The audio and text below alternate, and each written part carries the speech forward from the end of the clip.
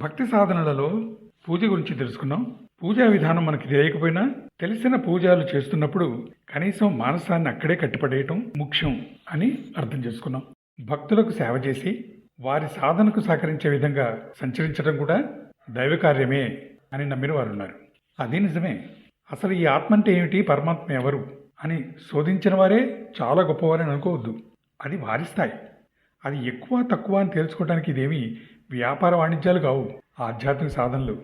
జ్ఞానయోగం ఒక భక్తి సాధన. పెద్దలు మనకు అందించిన గ్రంథపటను గావించి అందులోని విషయాలను క్షుణ్ణంగా పరిశీలిస్తూ పరిశోధన గావించడం ఒక మార్గం. ఆ సత్యాన్వేషణే ఒక సాధన. దొరికిన సత్యాల్ని గ్రంథ రూపంలోనూ లేక ప్రసంగాల్లోనూ ఇతరులకు పంచిపెట్టమనేది వారు ఎన్నుకున్న మార్గం. అంత మాత్రాన వారు చాలా గొప్పవారు, అందరినీ మించిన చట్టానికి సమాజపు కట్టుబాట్లకి అతీతులైన వారు అనుకోవటం చాలా పొరపాటు. వారి దగ్గర జ్ఞానం పొందినవారు వారిని దైవంలో చూసుకోవటం మాత్రం ఆ శిష్యుల గొప్పదనమే.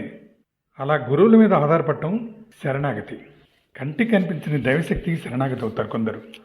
నారు పోసిన వాడే నీరు పోయడా అని సృష్టించిన ఆ దైవమే అంతా చూసుకుంటుందనే నమ్మిక వారికి బలాన్ని ఇస్తుంది. అది ఎవరికైనా బద్ధకాన్ని ఇచ్చిందంటే మాత్రం వారి సాధనలో అవగాహనలో లోపం ఉందని తెలుసుకోండి, దాన్ని సరిదిద్దుకోండి. అంతా వాడే చూసుకుంటాడు, నిజమే. కానీ మీరు మీ పురుష ప్రయత్నాన్ని లోపం లేకుండా చేసిన తర్వాత కొందరు తీర్థార్థనలు చేస్తుంటారు. ఇంట్లో సౌకర్యాలతో మెలిగే మనిషి యాత్ర పేరుతో ప్రయాణపు ఇబ్బందులు తట్టుకుంటూ కాసేపే కదా అనో లేక వెళ్ళేది భగవద్దర్శనం కోసం కదా మనసుని నిర్మలంగా పెట్టుకోవాలనో ఇతర ప్రయాణికులతో సహకరిస్తూ వారి వలన వచ్చిన ఇబ్బందుల్ని ఆమోదిస్తూ సహనం చూపిస్తూ తీర్థస్థానానికి చేరుకున్నప్పుడు కూడా అక్కడ అందరికీ ఉన్న సామూహిక ఏర్పాట్లనే ఉపయోగించుకుంటూ దైవ దర్శనం చేసుకున్నప్పుడు ఆ సాధకుల్లో మానసికమైన మార్పు తప్పనిసరిగా వస్తుంది.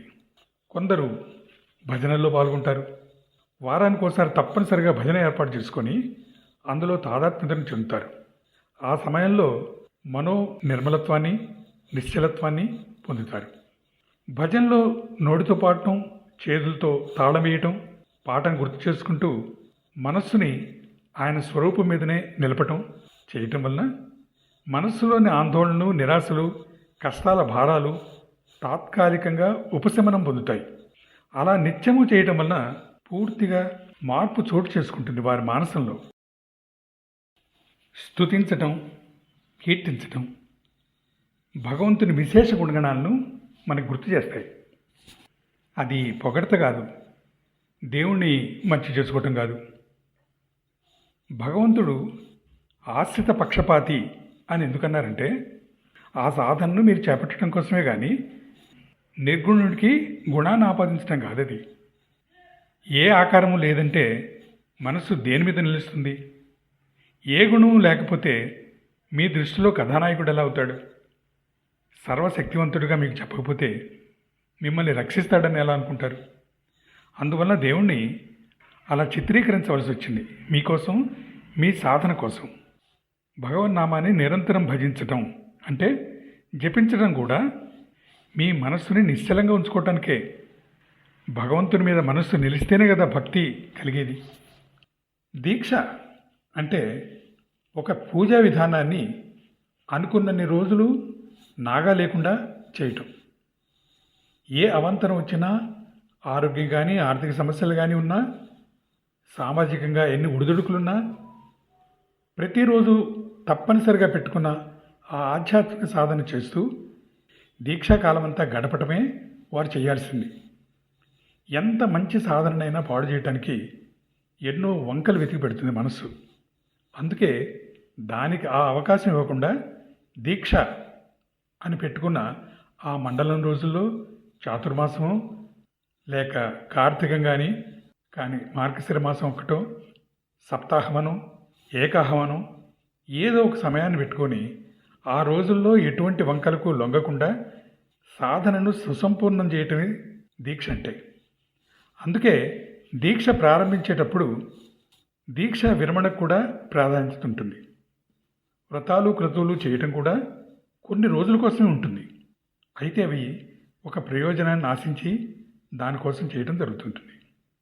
పండుగల్లోనూ చావుల్లోనూ అంటే మనస్సు ఉల్లాసంగా ఉన్నప్పుడు, మనస్సు బాధలో ఉన్నప్పుడు కూడా పూజలు చేయటం అంటే భగవంతుణ్ణి స్మరించుకోవటం సాంప్రదాయంగా వచ్చింది మనకి. కొందరు రామకోటి రాస్తారు. అంటే శ్రీరామ శ్రీరామ అని కోటిసార్లు కాగితం మీద రాస్తారు. ఏమవుతుంది అలా రాస్తే, ఇంకు పేపర్ వేసి తప్ప అని కొందరు అనుకుంటారు. కానీ భజనలు, జపం, పూజ, తీర్థయాత్రలు, దీక్షా వ్రతాలు చేయలేని వారికి ఇది చాలా సులభంగా చేసి తరించవచ్చని అనిపిస్తుంది.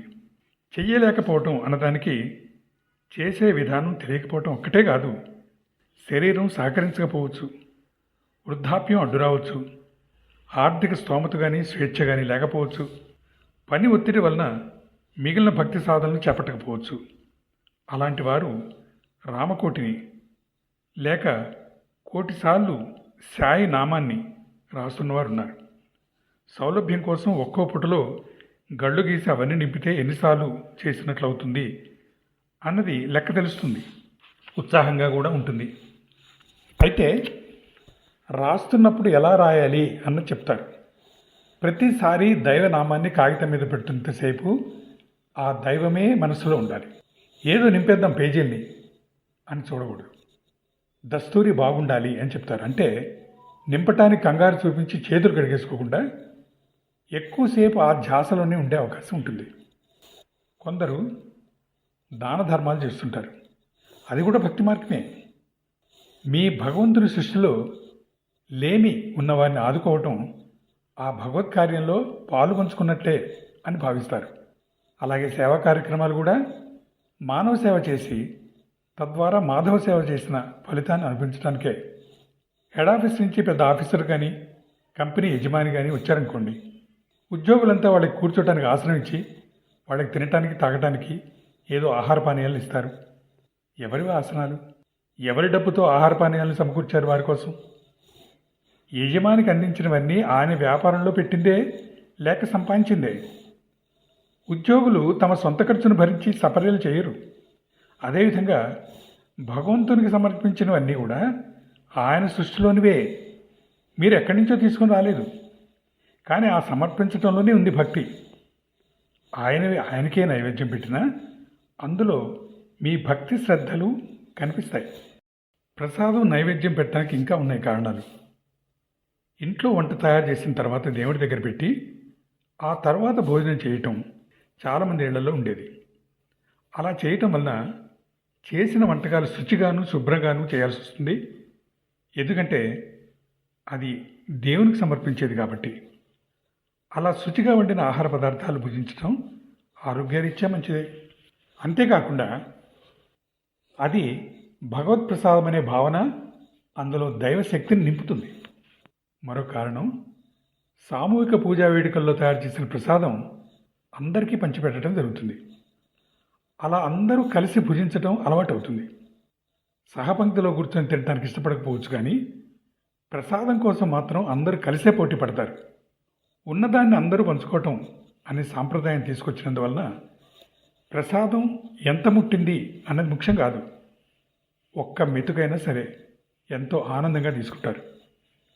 అది భగవంతుడి ప్రసాదం కాబట్టి అందరికీ దాని మీద హక్కు ఉంది అని నమ్ముతారు. అందువలన అడిగి మరీ తీసుకుంటారు తీర్థప్రసాదాల్ని. సంఘ జీవనంలో ప్రకృతిలోని సంపదలను సమానంగా పంచుకోవటానికి నాంది పలుకుతుంది ఈ ప్రసాదం పంచుకునే భావన.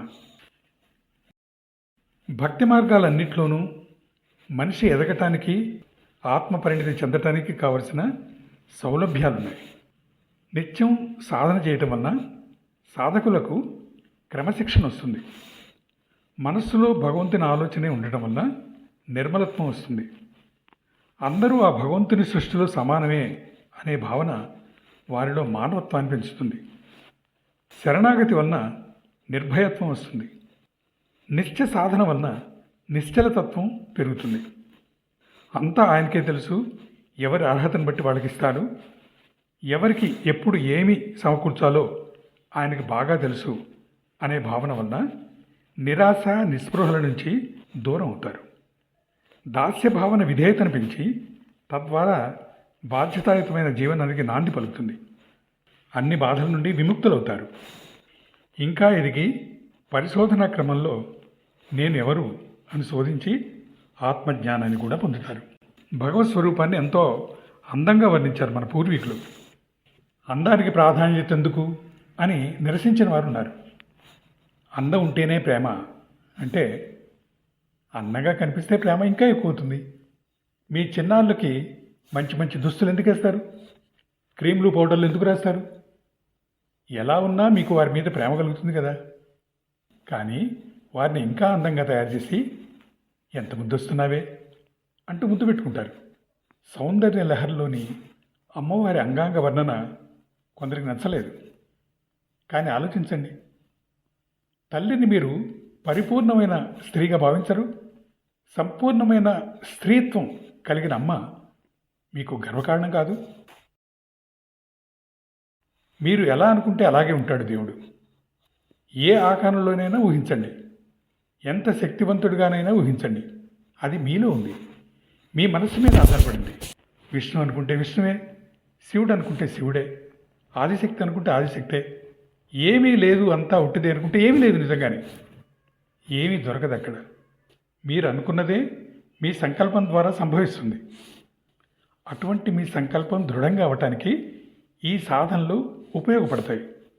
అందుకే నాస్తికులకు లేదు, ఆస్తికులకు వెన్నంటి ఉన్నాడు దేవుడు. వ్యక్తిత్వ వికాసం పేరుతో మనిషిలో ఆత్మవిశ్వాసం పెంచాలని ఎలా ప్రయత్నిస్తున్నారో అలాంటిదే భక్తి కూడా. నన్ను చూసుకునేవాడు ఉన్నాడు, నా పని చేసుకుంటూ పోవటమే అనుకోవడంలో ఎంత నిర్భయత్వం ఉంటుంది. భక్తి ప్రపత్తుల వలన గురువులను కానీ దేవాలయాన్ని కానీ సందర్శించినప్పుడు మీ సంకల్ప బలమే అక్కడ పనిచేస్తుంది. అలా వేలాది లక్షలాది భక్తులు అక్కడ తమ సంకల్పాలకు బలం చేకూర్చుకొని తిరిగి వచ్చేస్తుంటారు.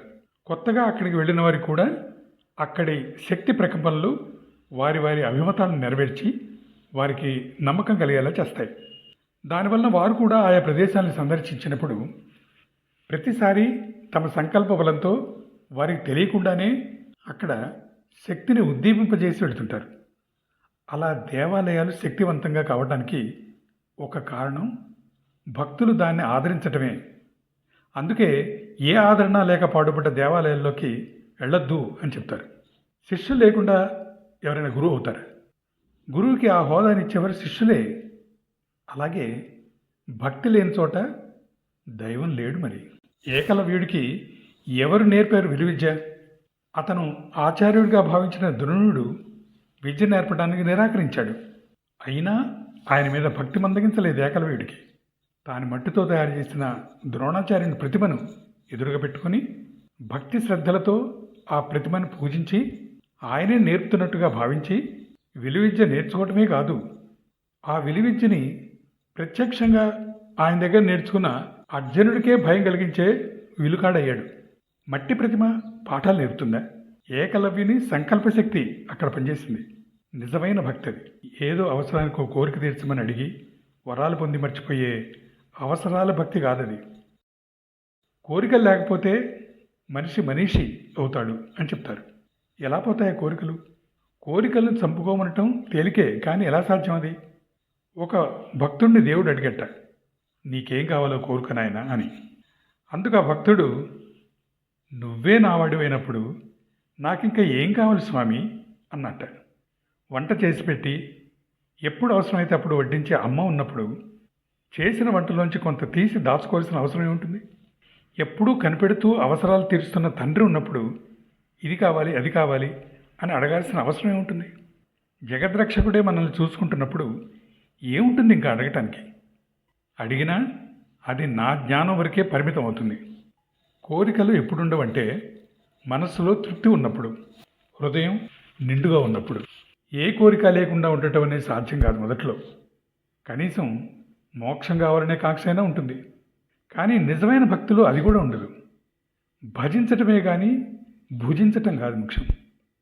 దైవానుభూతే కానీ విషయానుభవాలు కావు ముఖ్యం. భక్తిలో ఏం పొందామన్నది ఏమి ఉండదు. భక్తిలో ఎంత మునిగి ఉన్నామన్నదే, ఆ భక్తి రసాస్వాదనను ఎంత గ్రోలేం అన్నదే ముఖ్యం. ఎంత భగవంతుడు చూసుకున్నా పురుష ప్రయత్నం కూడా అవసరం.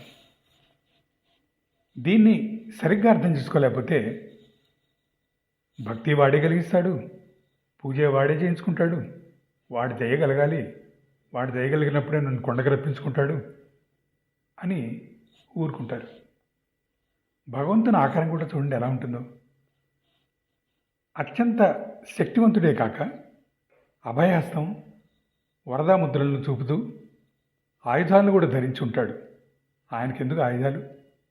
ఎవరితో యుద్ధం చేయాలి? అందరూ తనవారే అయినప్పుడు ఎవరిని చంపి ఎవరికి పెడతాడు ఆయన? అది కేవలం మనకి ధైర్యాన్ని ఇవ్వటానికే, నన్ను దుష్టశక్తుల వారి నుండి రక్షించడానికి ఆ దేవదేవుడు ఉన్నాడు అనే నమ్మకం కలగటం కోసమే.